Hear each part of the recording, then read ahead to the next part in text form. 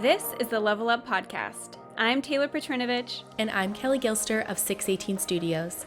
And we are on a mission to help filmmakers level up their businesses and their craft so they can make more and work less. We want to help you confidently take your business from mainstream to luxury, and it all starts right here.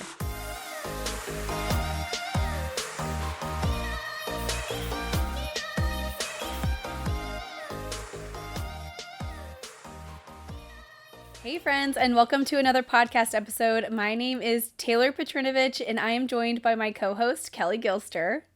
Hello, everyone. And it's just the two of us today. We decided it would be so fun to talk all about communicating with our clients directly. As you know, this is a podcast that is geared towards helping filmmakers reach the luxury level of the market, but we all understand that sometimes it doesn't happen at the snap of a finger, so we're all on this gradual climb to the luxury market together. So we'll still be communicating directly with clients along the way, sometimes some planners sprinkled in here and there. But as you progress into the luxury market, typically you do communicate more and more with planners and less with clients. But some people will be surprised that there's still a lot of clients out there who want a direct line of communication with their vendors. And so in that case, it's really important to keep your communication skills sharp to offer that really amazing elevated client experience for our clients. So today we're talking all about communicating directly with clients. And Kelley, I feel like this is a needed topic in the industry. What about you? Absolutely. I think sometimes when we start off in the budget market, more that mainstream market, we really want to befriend our clients. Maybe our communication style is a little less formal, more casual, more bubbly, all those things. I myself, found my way of maturing out of the way that I used to communicate with clients and how I do it now. And I think it's just important. We always say, if you guys haven't heard us say it already, we say it all the time, that when it comes to communicating with more of a high wealth client, less is more. And that's kind of, I think, where we wanted to start this conversation. Generally, it's best just to give, an inquiring couple who is reaching out on either the behalf of the wedding planner, maybe they shared their information, as Taylor mentioned. Some of these clients do want to have direct communication with us as vendors, which is great, and we can welcome that and lean into that, but it's still important to approach it in more of a luxury front when you're client facing with them. So Taylor, what would be your first tip when those who are listening want to know where is the first place to start in sounding maybe more elevated in their communication style? Yeah, so I would say that there's a few things, but just to clear the air, I'm sick. I'm battling with some bronchitis or something, so my voice has been completely gone, and today's the first day I could actually speak, so I know I sound a bit off, so I need to say that. Poor Taylor, she's over here just barely hanging on with her voice. It's a struggle, but I'm here for you guys. We're gonna power through it.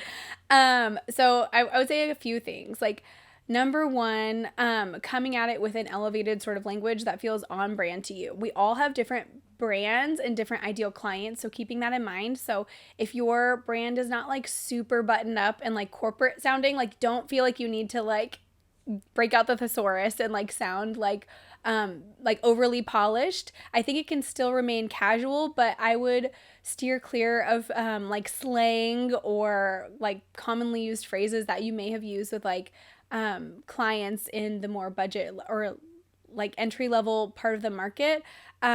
Using elevated terms like investment instead of pricing is really good way to elevate your language. Honestly, I've been sick, so I'm my brain is kind of in a fog. So Kelley, you may have to kind of help me if I'm being honest. Or even just the word budget, when you're speaking to a client, and I always, right now we are in the midst of our really exciting mastermind group, and we're going through and we're assisting all of these students that are going through rebrands themselves now. It's so great. And a lot of it too is we don't understand how important copywriting is in the way that we're communicating with our clients and how our clients perceive us. In things simply in the contact form, let's go even before they've sent that direct email to you. And maybe you're asking in a line item, what's your budget? I think a more appropriate or elevated way to ask this would be, what is your allocated cinema spend? Or do you have an investment range or things like that? That, budget really just makes people feel like there's a cap. Like when you have a budget of something, say you go in, you're buying a new couch.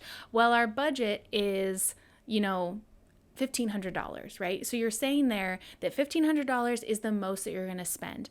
When these clients are inquiring, you want to leave the door open for more of a conversation, more of an openness in their mindset, and then you're going to meet them with that mindset with maybe some elevated pricing when you've raised your prices or things like that. So I think all of those things, even starting from the website. I know we were talking about client communication, but this also goes into how you're communicating with your client through your website. It's just important to think through some of those things. Even like we were helping our students recently go through new bios on Instagram and using things like we had one client that said, well, I love to shoot the details. Well, details are one thing, but what about the whole design? What if you have, an appreciation for design rather than, I think what they had originally said was like lover of details. So it's the same concept, lover of details, but now we're tweaking it to say, a deep appreciation for design. I don't know, Taylor, would you agree that that is just a more elevated sentence there? Oh, absolutely. And I get it. Like, not all of us are like, copywriting may not be our strong suits and it may be something that we need to work on, but a great place to start, I feel like, is to observe those in the industry who are kind of at the levels that you want to be at and see how they're speaking to their clients, see how they're writing their bios on Instagram, see how they're speaking on their website and like the language that they're using. And as soon as you open your eyes to it, you begin to notice it more and more, and then you can begin implementing it slowly into your business until it feels more natural. Like, it's not always like a super quick like pivot. Like, it can take some time to feel like it's like the natural way to do things, but over time it will feel more natural. I would also say like staying away from things like emojis, or like double or triple exclamation points. Like, we know you're excited to like work with these clients, but like maybe one exclamation point is like enough, using phrasing like, I don't know, I feel like sometimes like, hey guys, like, let me know if you'd like to hop on a call, exclamation point, exclamation point, exclamation point. Like, you know what I mean? That feels like almost like too eager. Whereas in the luxury market, like, people are typically more attracted to people who are very like calm and confident. And so that just doesn't really come across that way. So using language like, happy to discuss further, let me know if you would like to schedule a call. Like, like that's just kind of like a little bit more of an elevated way to invite somebody onto a consultation call. And this is all talking about like probably one of the very first emails that you send to a client. And there's so many tweaks that we would suggest you make. We do have an elevated client communication guide that we have in our shop. If you want to check that out, it has templates from initial inquiry all the way through film delivery. If you want to check that out, it's thelevelupco.com/shop. But maybe let's say like the client is ready for a proposal or a contract. Where are some ways you see filmmakers maybe going wrong in their communication where we can make a really easy shift to elevate the experience? I think in general, sometimes we can bog down clients with too many of like the nitty gritty details. So I always say that like it's best in this beginning phase of communication this is the time to really set the precedent for the client to even trust you more, because you want to come across that you really are the expert in that. If they were to come to you and tell you like, oh, we don't really know what we need. Maybe just say like, alleviate that from them. Maybe that's a stressor of a decision-making thing where they're like, I don't know what we need. Just go ahead and put together a proposal and tell them what they need. I don't know, if you've been on a call with them yet or not. I always say too that it's best to just meet clients where they're at. If they want to hop on a call, awesome. Definitely jump into that. But if they don't want to jump on a call, that's okay too. So always meeting clients where they're at. And then this is also a side thing. I thought about this too when you're talking about exclamation points. I always try to kind of match. We talk about in our course coming in and reading a room and matching our energy with the client or the family or bridesmaids or who's at whatever the energy of that room is exuding, match that. And I think that's true too for writing back on emails. Are you speaking to a client that's very direct and straightforward and just periods, no exclamation point? I think that it's wise to go ahead and mirror that back in your email so that you're meeting them where they're at, you're speaking their language per se, or if they are, more of a bubbly and excited client and you're seeing some exclamation points and smiley faces in there, I think that it's okay to also, reciprocate that. Taylor, do you agree? Yeah, I would definitely say like reading the email room is smart.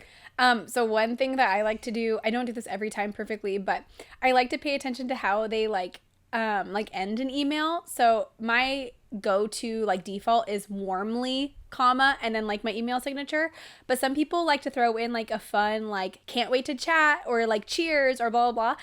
And something I like to do is whatever they signed their last email as, like I like to put that as like my farewell from the email. So if they said like excited to chat, I'll like mirror that, excited to chat soon.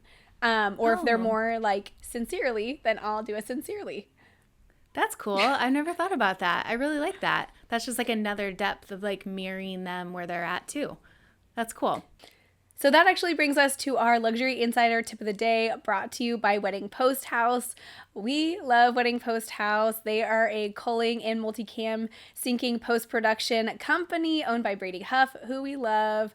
And basically, you send your footage off, and within 1 week or less, they'll send you back project files with all of your clips culled and all of your multicam events totally synced and ready to go so that you can just dive into the edit and retain that creative control, whether you're editing on Adobe Premiere, Final Cut Pro, or on DaVinci Resolve. They have you covered. We just really love what Wedding Post House is doing. It allows you to honestly take on more work because a lot of the post-production time is just totally cut in half, so you can get more bookings and increase your revenue, which we all love. And they have actually given us a discount code to share with you guys. It is level up 10 for 10% off your next project with Wedding Post House. So Kelley, what is the tip of the day? So my tip of the day is actually, related to communication. I gained this new way of thinking from a wedding planner, and it's instead of using the word unfortunately or I can't do that or anything like that, she really thinks that it's way more elevated to use as it turns out. So say a client comes to you and says, hi, yes, we'd love to schedule a call with you. Can we meet on Friday at 5 p.m.? Instead of saying, unfortunately, I'm unavailable Friday at 4 p.m. What you would say is, as it turns out, I don't have availability this Friday, but I do have availability next Monday in the afternoon if that works for you.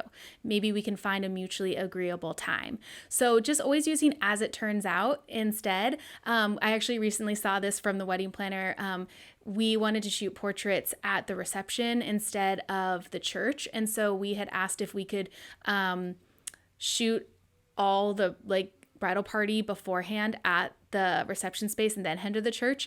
And so the church had rules that we had to be there 1 hour prior to the ceremony start time. So the planner said, as it turns out, so instead of saying no, we can't do that, or unfortunately that's not possible, she said, as it turns out, the church requires all members of the bridal party to be at the church within 1 hour prior of booking. So I just think that that is such a great way of saying things. It doesn't land on you to feel like it was your wrongdoing or unfortunately you can't do it. So start using as it turns out. And I think it's just a nicer, more cleaner way to say that. Yeah. Another thing that I think, is kind of overlooked is putting messy links within an email. So from here on out, if you are in the habit of just putting, those direct messy links, http dot dot slash slash la la la la backslash numbers on Vimeo or whatever, go ahead and hyperlink all that stuff. Anytime you're Mm-hmm. linking to something, linking to a film, you're titling that film and you're hyperlinking it. It just comes off so much more professional, so much more polished. It's something that luxury client is going to be used to seeing as well, because it's kind of in alignment with all other creative partners that are in the luxury space. They're all hyperlinking, nothing's messy. And also being sure that the font, we're even going to go here, the font within your email needs to mirror the fonts that are in alignment with your branding. So I have actually gone into Gmail and changed my default font to be, I believe it's Garamond. It's I more of think like yours is Garamond. I think it yeah, is. it's Yeah. more of like I don't use the typical like Arial, or I don't know if it's like Times New Roman, whatever it is. It's a little bit different. And I don't know, I just personally feel like it mirrors our branding a little bit more. And I've used that for years. So, no cosmic sans. I'm sorry. We're not like we're elevating. So just think about what mirrors your own brand and using that. We always say that luxury is consistency, and we want to look for through consistency in all fronts. Okay, what about like an email signature, Taylor? What are your tips on, a clean and luxury feeling email signature? Yes. So, one of, I hate to say it, but one of my pet peeves is seeing email signatures where the entire thing is just like a photo that was exported. So, like, nothing is like clickable. So, it's like the person's picture on the side and their business name. And then it says like their website URL and everything, but everything was exported as like a giant like JPEG. So what I've done is I use Gmail as well. I'm sure most of us listening honestly use Gmail. But I've gone in and created my email signature. I like to have my like professional headshot off to the side, and then it has my name and then like what I would consider my title underneath in bold. So it says like owner slash cinematographer. And then I have my like tagline, like my business tagline under there, and then just like a link to my website. It's like very clean, nothing too crazy. But I do think paying attention to your email signature is like a huge thing. And then ensuring that when you send emails from like mobile, which I think we're all probably used to sending emails off like here and there from like our phones, by default sometimes it doesn't automatically have your email signature like hooked up when you send it from mobile, so making sure that is that is like a setting that you have toggled on. But I think this is an area that is often overlooked. Like, I do you like having people having a headshot on their email signature? Do you have an opinion there? I personally like it. I like to see who I'm like Yeah. speaking with.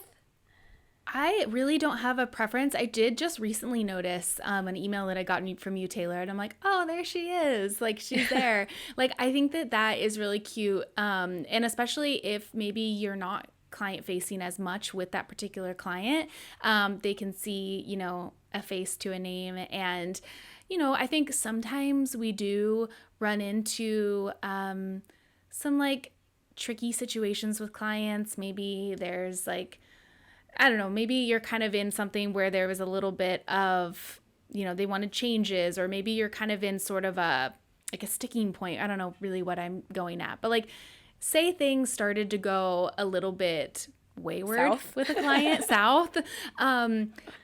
I do think that it is nice for people to see that, like, here's a smiling face of where this email is coming from, and that could be like something I thought about when I saw that email from you, Taylor. I was like, oh, here, she looks so happy and sweet, and even if you are having to have some tough conversations with a client for whatever reason, I think that could be cool to have, just as a reminder, visual reminder that you're a human and that, you have their back.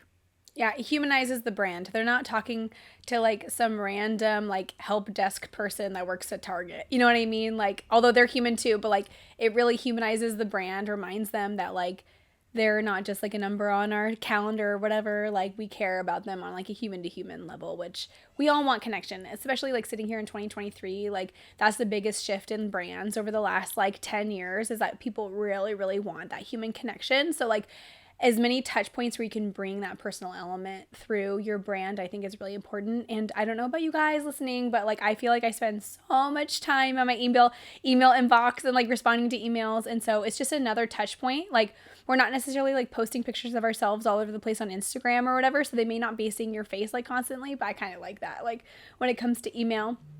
I also, this is another place where like hyperlinking is like really, really smart. Like I don't want to see like Instagram.com/ like insert your your username here, hyperlinking everything where you want people to like be led to through a signature is really smart. And actually, like I've seen a few people do this, like excuse me, my voice is starting to go, so I'm so sorry guys, but Oh no. when I know it's like I hear it like fading out, but if you've been featured somewhere really cool, like let's say you've like had a feature on Vogue or like Brides, like I've actually seen some people like put that in their email signature, like as seen on Vogue. And I actually think that's really, really smart. I love that. This is all making me feel like I really need to put some more attention into my email signature. Mine is super basic. I also use the word warmly as I'm like signing off from an email. So it's like warmly, Kelley and Paul. And then below, it's really just like has a link. I have it like where it says like website, Instagram, Facebook, and then it hyperlinks to each thing. But yeah, I actually, we just heard back that one of our weddings that we shot earlier this year will be featured in Brides. So once that feature's up, I will be making some changes, and I'll make that adjustment too of like as seen in Brides. Yeah, 618 Studios as seen in Brides. That's so fun. I love it. Yeah. And I think one thing is that's really great too about email templates just in general. I don't know, some of you guys listening maybe have snagged our planner communication templates. We've actually heard so many great things from filmmakers. We had someone recently comment in our Facebook group, which if you're not in our Facebook group, jump in there. Like we have a really awesome, thriving Facebook community, and we'd love to, add more filmmakers in there and just have really healthy, great conversations about growing our businesses and helping through troubleshooting and all of that. But someone had commented that they had used the planner communication guide and just secured like their very first booking with a planner. And that was just like music to my ears to hear that like they are now so confident in how they're communicating with wedding planners and that it yielded in a booking. Like there's nothing better than that. Nothing better than that. And that's like why we do what we do, right? Like we want to see you guys thrive, and any little thing that we can do to help, we're here for it. And so this, this like client facing communication guide is kind of like the like 2.0 version of the wedding planner communication guide.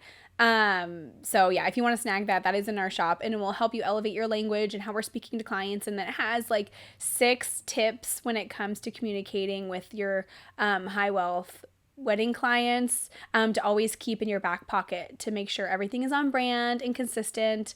And again, even if you're not serving the luxury market yet, it's number one, good to like quote unquote dress for the job you want, right? Like, so like presenting yourself in a way where you ultimately want to end up is always so, so smart. And number two, if you're not there yet, it's pretty likely that your competition is not like behaving or putting forth this effort in communication. So it'll probably be a really great way to stand out against the competition when it comes to a client who may be speaking with, 3 or 4 different filmmakers when it comes to making a decision. So it's really, really great to stand out, make people feel really like valued and seen, and like feel like they can trust you. And that goes so far.